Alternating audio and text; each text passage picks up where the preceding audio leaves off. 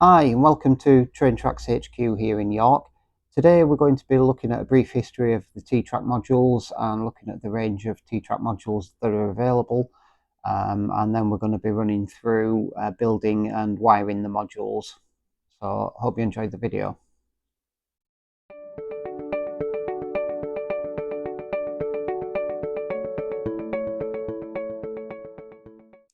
T-TRAK is a modular system that uses Kato Uni-TRAK in a double track configuration. It uses a defined set of standards to ensure compatibility between modules so that individuals, groups and clubs can work at home on single or multiple modules and then bring them together to build much larger layouts. It's a system which originated in the US but is popular around the world, and it's a great way to get into building and running large layouts without needing the space or the funds to build a large layout all on your own. You can work on a small section and then make it part of a larger layout.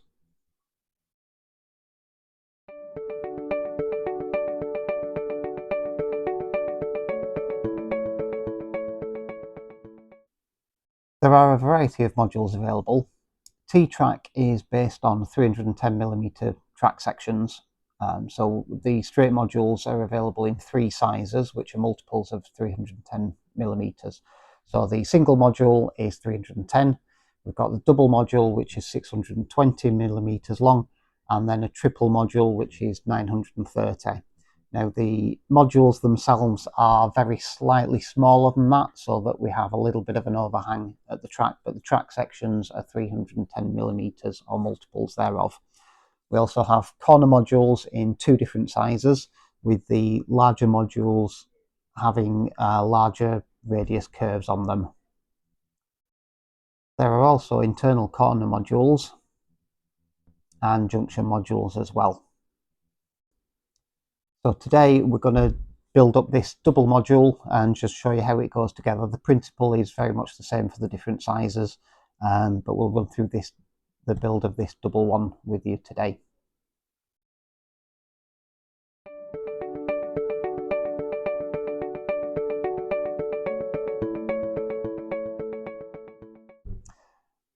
So when you get the module kits, you will have obviously the laser cut plywood parts, which make up the module, and a bag of accessory pieces as well.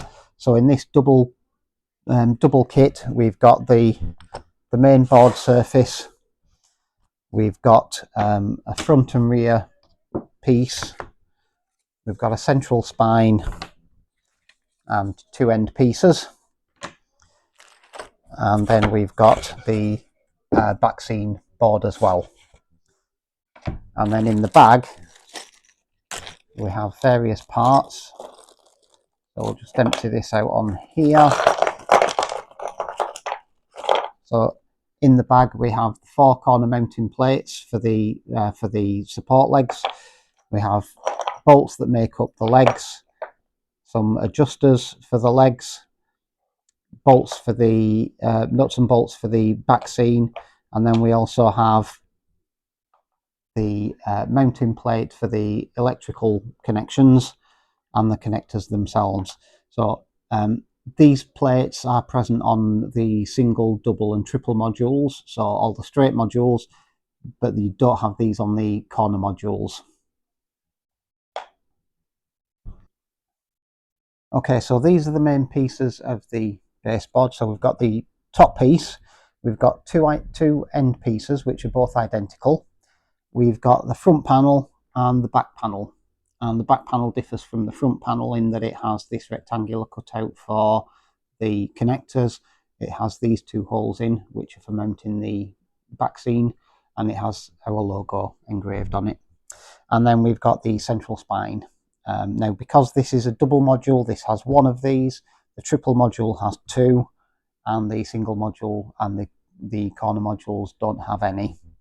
Okay, you'll see on here, there's a line engraved along the front. This is to denote where the front edge of the front track goes. So this is the front of the board, this is the rear. Okay, and this is the top surface.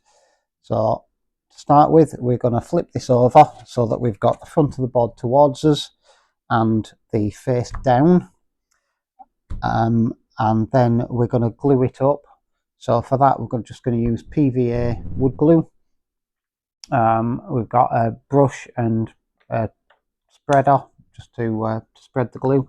We've got some masking tape and some elastic bands that we're going to use to hold it together while the adhesive dries. So we'll get on, and the first job is to glue the central spine into here. So get that done.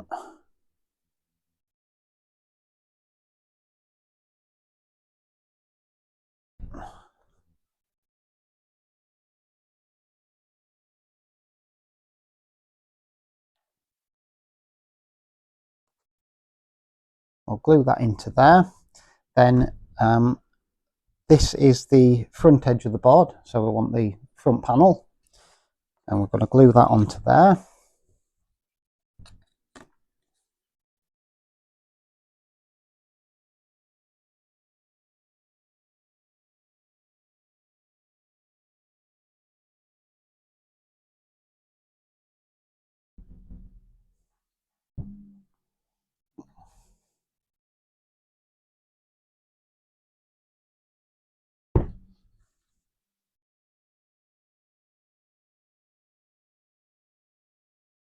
And then the back panel on there.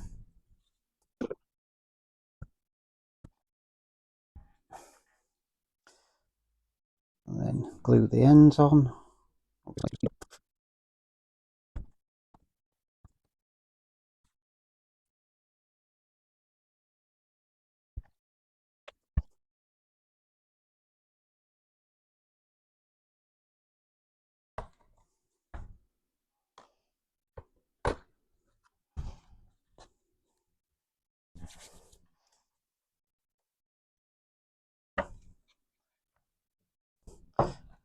And then we can just use some large elastic bands just to clamp this in position while the glue sets.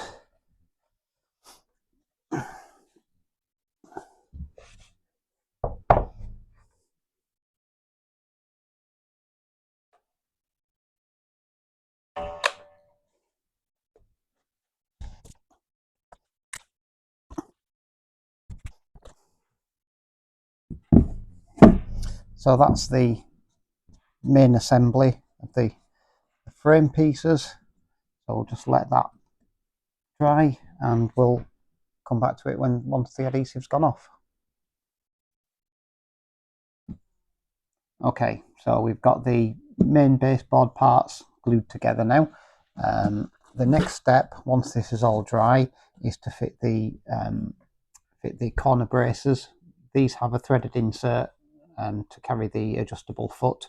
So we're going to glue these in each of the four corners next. Right, so these are the corner inserts.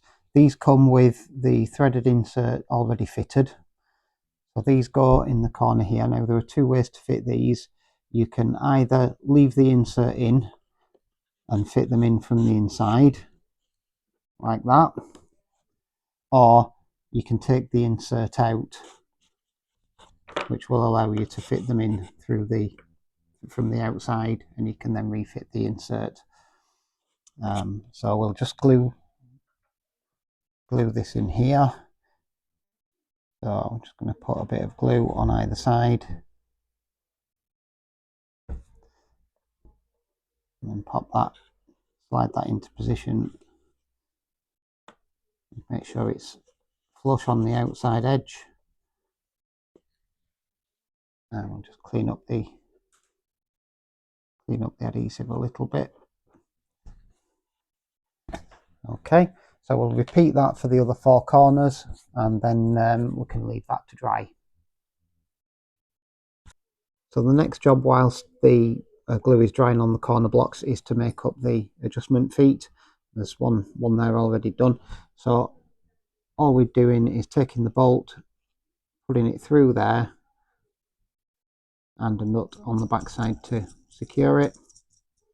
It doesn't need to be super tight, we can just finger tighten that, and that gives you a nice grippy wheel to adjust the feet in position.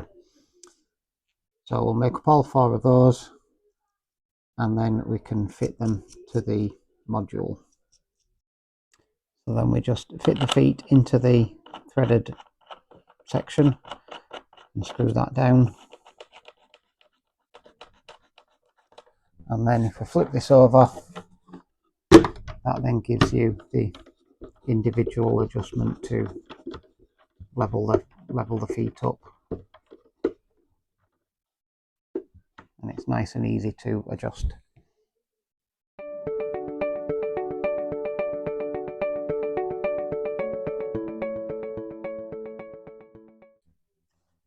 So now we've got the module built up, we need to add the Kato Uni-TRAK to it. So the track goes against this line here.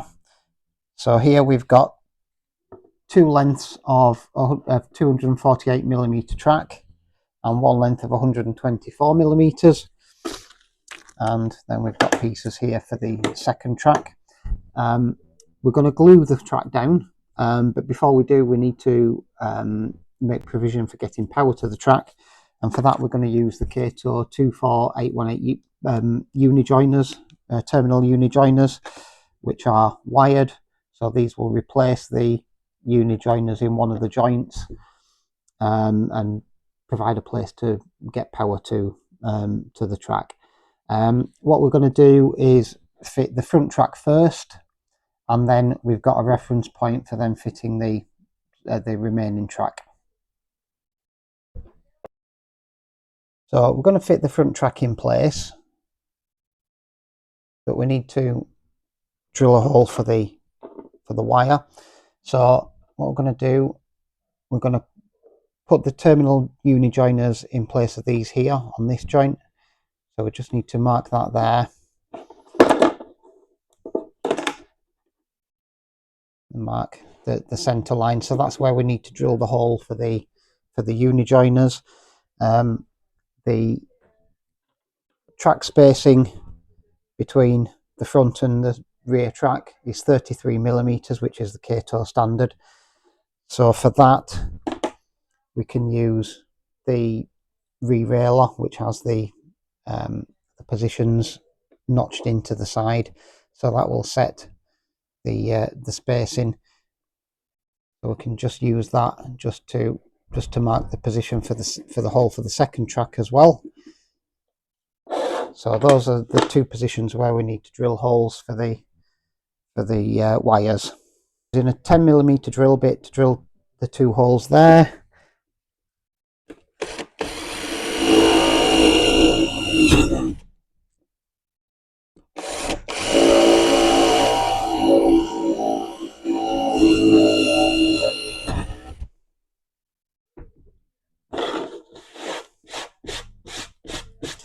So now we've got that, we can feed the wires through and connect the track up. So to fit the terminal uni joiners, we need to remove the existing ones. So for that we just use the blue tool just to pop those off, the 2 pieces that we're connecting together. And then we can feed the uni joiners up from underneath. Now when it comes to wiring, there is a standard for the connections. We talked earlier about it being a standard so that you can connect lots of modules together from various different places, and in order to do that they all need wiring the same way. So with the Kato system you have a blue wire and a white wire to each track. So the system that we're going to use is blue, white, white, blue. So what that means is that counting from the front, we're going to have blue wire, white wire, white wire, and the blue wire. So the 2 white wires are together in the middle, and the 2 blue wires go to the outer tracks. So take the blue one and fit it onto there, and the white one there. Connect this piece up, and then that can be glued into place like so. So to fix the track down to the modules, you've got various options. You can pin it, you can screw it. What I like to do is glue it, and for that I'm just going to use effectively super glue, an accelerator. So we've got the wires in position. We've got the blue wire going to the front rail, which is what we need. So we're just going to glue this into position here to the line, and with an equal overhang at either end.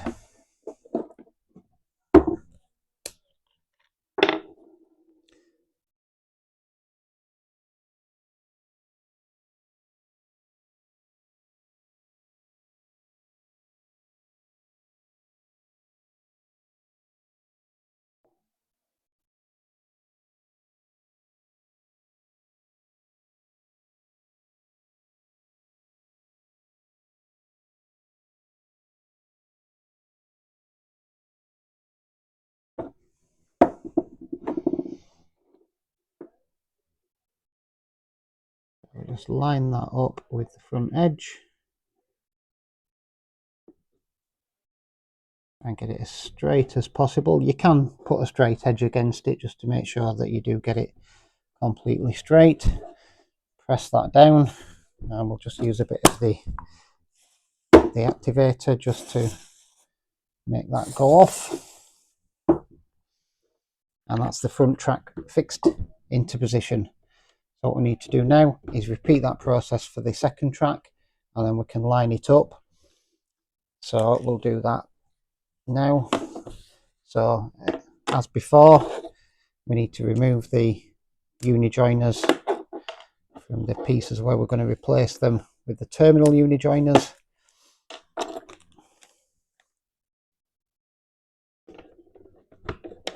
Feed those up from underneath as before.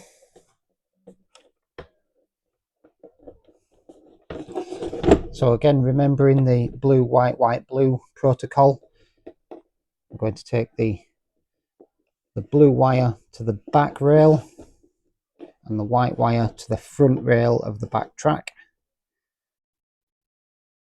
Pop that onto there.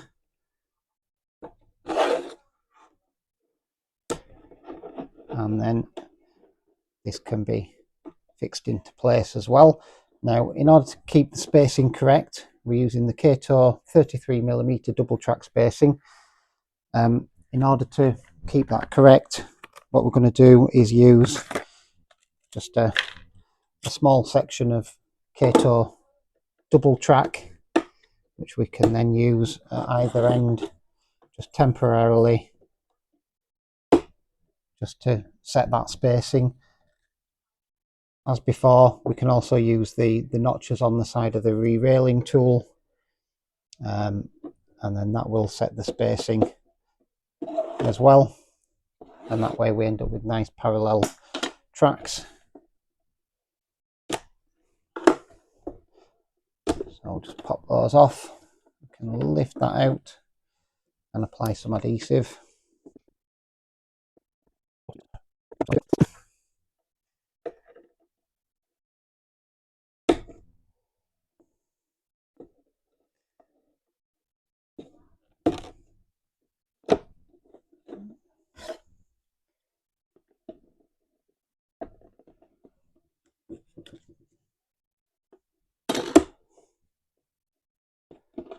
So we can check the spacing is correct all the way along.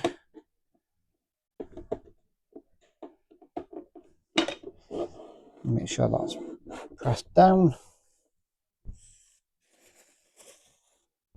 And just a bit of activator on there.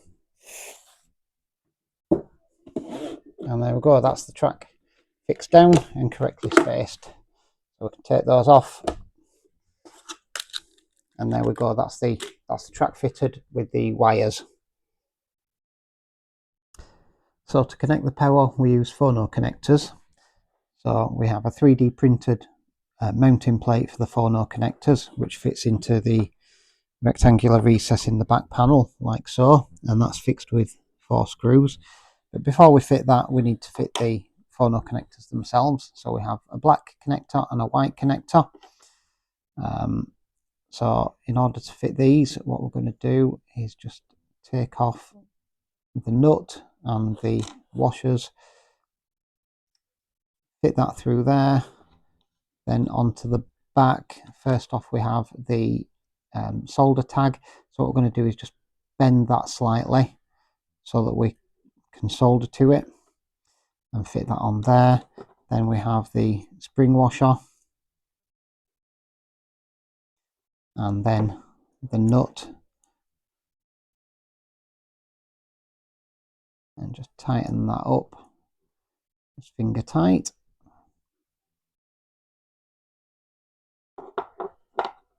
And then we do the same for the black connector.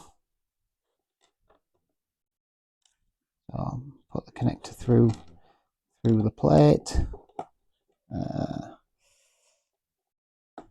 I can't pick this up.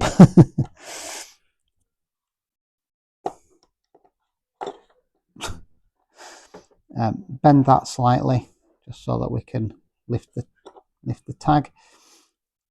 Pop that on the back there.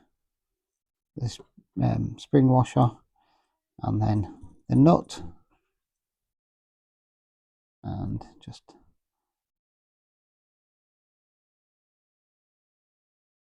tighten that up. So there we've got the white connector and the black connector. We've got the central connections on the back there, and then the outer connections go onto these solder tags here. So now we've got that plate made up with the two phono connectors. We need to fit it into the cutout in the back panel, and to do that we need to make sure it's the right way around. So the standard is that the white plug goes to the left as viewed from the back of the module. So because this is upside down, that is your left as you're viewing it there. So that's the way we need to fit it. So just pop that in there. There are 4 little molded pips in the corners which hold it in position. And then we have 4 little screws to fix it.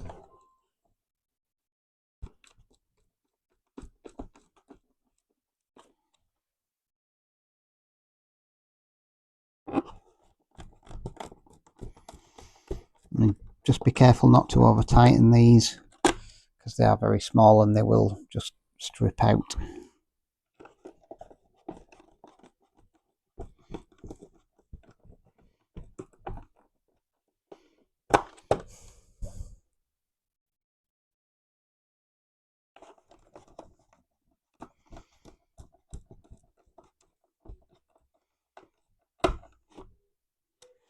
So that is now mounted into the back panel, and if we flip this over, you can see that looking at it, the white terminal is to the left as you look at the rear of the module, with the module the right way up. Okay, so now we've got that phono plate mounted in there, we need to connect the wires to it. These are the wires that we fitted earlier. So the convention is that the wires from the front track go to the white terminal, and the wires from the rear track go to the black terminal. So we just need to undo these. Obviously the Kato plug on the end we can just cut off. So the wire we need to cut short.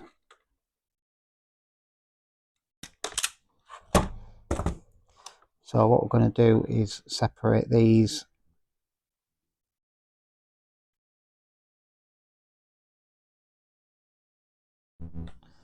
And wire solder these onto the solder tags. So we'll do the rear track, which is to the black terminal first, and then we'll repeat the process for the front track and the white terminal. So we're going to connect the wires from the rear track to the black terminal. The blue wire needs to go to the ring terminal, and the white wire goes to the center terminal. So we'll just strip the insulation back on those and twist the coils together.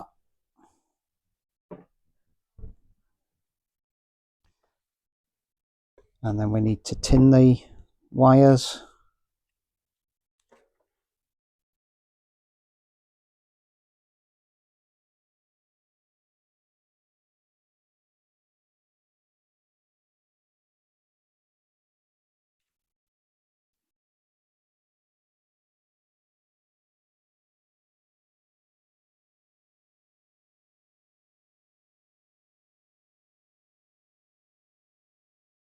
Tin the terminals.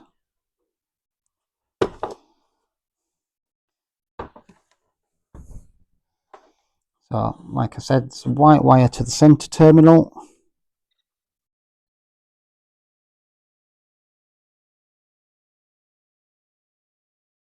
And the blue wire to the tag terminal, the outer terminal.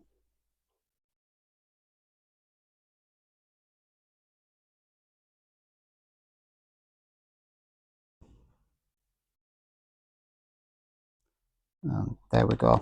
And then you can just fix the wires down just to keep them safe if you wish. So we'll repeat that for the outer track and solder it onto the white terminal.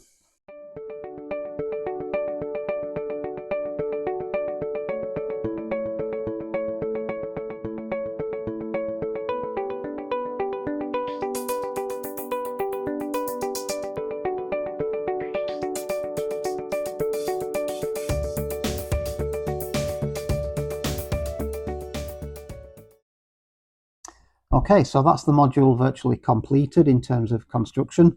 So we've built the module itself, we've fitted the track, we've wired the track and connected it to the phono connectors. We've got the adjustable feet on there, and then the last job to do in terms of construction is to take the bolts, the short bolts and the flanged nuts, and use those to attach the backboard to the rear of the module. And then your module is ready and to be scenic in any theme that you wish, whether that's fantasy, whether it's reality, whether it's countryside or in a city. You can do whatever you like. Okay, I hope you enjoyed the video and thanks for watching.